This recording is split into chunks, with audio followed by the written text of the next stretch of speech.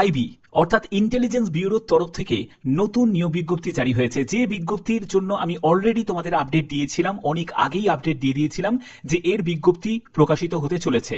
তার জন্য official notice জারি হয়ে গেল, যেখানে ৩,৭১৭ শূন্যপদে সম্পূর্ণ পার্মানেন্ট ভাবে এসিআইও পোস্টে নিয়োগ করা হচ্ছে।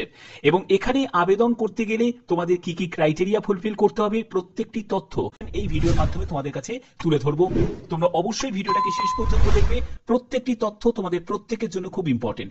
তো দেখতে পাচ্ছ যে আমি পিডিএফটা ওপেন করে নিয়েছি। ইন্টেলিজেন্স ব্যুরোর তরফ থেকে বিজ্ঞপ্তি জারি হয়েছে, জাস্ট কিছুক্ষণ আগেই রিলিজ হলো। Ministry of home affairs, government of India. কোন পোস্টে? সেটা হলো assistant central intelligence officer grade 2, অর্থাৎ তোমাদের এসিআইও পোস্টের জন্য বিজ্ঞপ্তি অবশেষে জারি হয়ে গেল। তো এখানে কি কি বলা হচ্ছে সম্পূর্ণ ডিটেলসটা দেখো। এখানে ইউআর এর জন্য ভ্যাকেন্সি হচ্ছে ১,৫৩৭টি, ইডব্লিউএস এর জন্য ৪৪২টি মতো শূন্যপদ, ওবিসির জন্য ৯৪৬, এসসির জন্য তোমাদের ৫৬৬টি, আর ২২৬টি হচ্ছে এসটির জন্য, আর টোটাল শূন্যপদ হচ্ছে ৩,৭১৭টি শূন্যপদে নিয়োগ করা হচ্ছে। এবং এটা হলো non gazetted group C category post আছে। এবং এখানে তোমাদের পে স্কেল কত পাবে দেখো, লেভেল 7 অনুযায়ী ৪৪,৯০০ টাকা থেকে ১,৪২,৪০০ টাকার মধ্যে তোমাদের বেতন থাকবে। সেন্ট্রাল গভর্নমেন্টের জব এবং খুব ভালো টাইপের তোমাদের বেতন থাকছে। যোগ্যতা কি প্রয়োজন? গ্র্যাজুয়েশন। যে কোনো শাখায় তুমি যদি গ্র্যাজুয়েট হয়ে থাকো, আর্টস হোক, সায়েন্স হোক বা কমার্স হোক, আবেদন করতে পারবে। এবার তোমাদের মনে প্রশ্ন যে স্যার কম্পিউটারে কি কোনো যোগ্যতা ম্যান্ডেটারি? নো, কম্পিউটারের যোগ্যতা কোনো ম্যান্ডেটারি নয়। যদি তোমার কোনো বেসিক কম্পিউটারের নলেজ থাকে তাহলে তুমি অগ্রাধিকার পাবে, বাট এটা কিন্তু অত্যাবশ্যক নয়। ক্লিয়ার?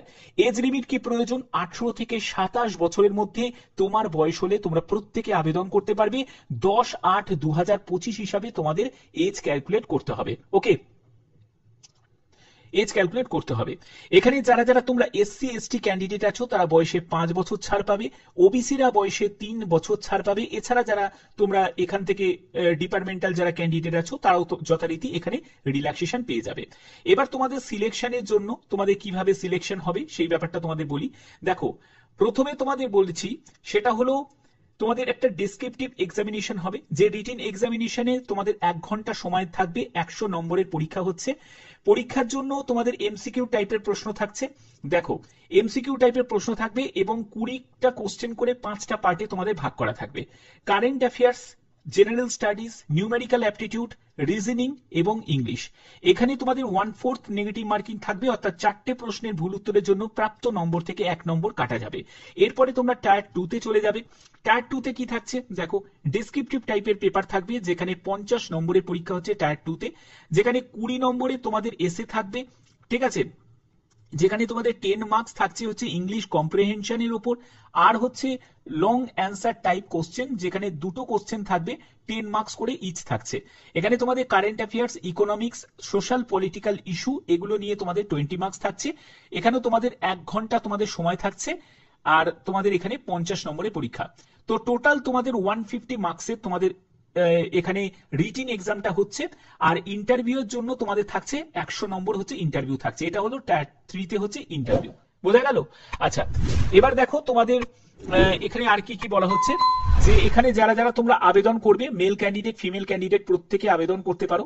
এবং কাট অফ মার্কস এর ক্ষেত্রে বলে দিয়েছে 100-র মধ্যে টায়ার 1-এ তোমাদের ইউআর এর জন্য 35, ওবিসি 34, এসসি এসটি 33, ইডব্লিউএস 35, এরকম তোমাদের রেঞ্জ কিন্তু তোমাদের থাকতে হবে। পরবর্তী হচ্ছে তোমাদের, তোমরা নোট 3 তে তোমরা দেখতে পাচ্ছ তোমাদের ইন্টারভিউ হবে।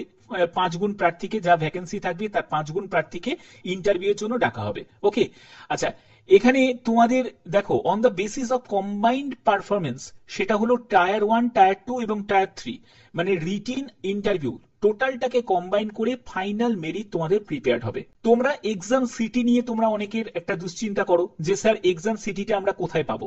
এক্সাম সিটি তোমরা কলকাতাতে পেয়ে যাবে। এছাড়া তোমরা যারা যারা যে রাজ্য থেকে বিলং করছো, সব থেকে মেন কথা হচ্ছে তুমি রাজ্যের মধ্যেই তুমি এক্সাম সেন্টার পেয়ে যাবে এবং তুমি পোস্টিংও পেয়ে যাবে। কারণ পোস্টিং যেটা থাকবে সেটা কিন্তু রিজিওনাল ওয়াইজ, অর্থাৎ তুমি যে রিজিয়নে তুমি অ্যাপ্লাই করবে সেই রিজিয়নেই তোমাদের পোস্টিং হয়ে যাবে। ক্লিয়ার?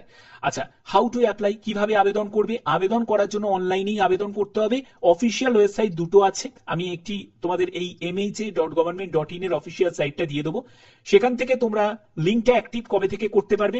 দেখো 19শে জুলাই থেকে তোমরা আবেদন করতে পারবে। এখন লিঙ্ক অ্যাক্টিভ হয়নি, 19শে জুলাই থেকে লিঙ্ক অ্যাক্টিভ হয়ে যাবে, প্রত্যেকে আবেদন করতে পারবে। 10ই আগস্ট হচ্ছে আবেদনের শেষ তারিখ, 10ই আগস্ট 2025 হচ্ছে আবেদনের শেষ তারিখ। এবার দেখো যে তোমাদের আবেদন মূল্য কত টাকা লাগছে। এখানে যারা UR candidate, EWS candidate, OBC candidate যারা আছো তাদের 100 টাকা এক্সামিনেশন ফিস আর রিক্রুটমেন্ট প্রসেসিং চার্জ হিসাবে 550 টাকা, টোটাল 650 টাকা লাগছে। এবং অল আদার্স যারা ক্যান্ডিডেট আছো, মানে যারা জেনারেল প্রার্থী ছাড়া যারা এসসি আছো, এসটি আছো, তারপরে হচ্ছে পিডব্লিউবিডি ক্যাটাগরি থেকে বা ফিমেল ক্যাটাগরি থেকে যারা আছো, তাদেরকে যেটা দিতে হবে সেটা 550 টাকা আবেদন মূল্য দিতে হবে। তাদের এক্সামিনেশন ফিজের ক্ষেত্রে ছাড় আছে, শুধুমাত্র রিক্রুটমেন্ট প্রসেসিং চার্জটা তাদের লাগছে।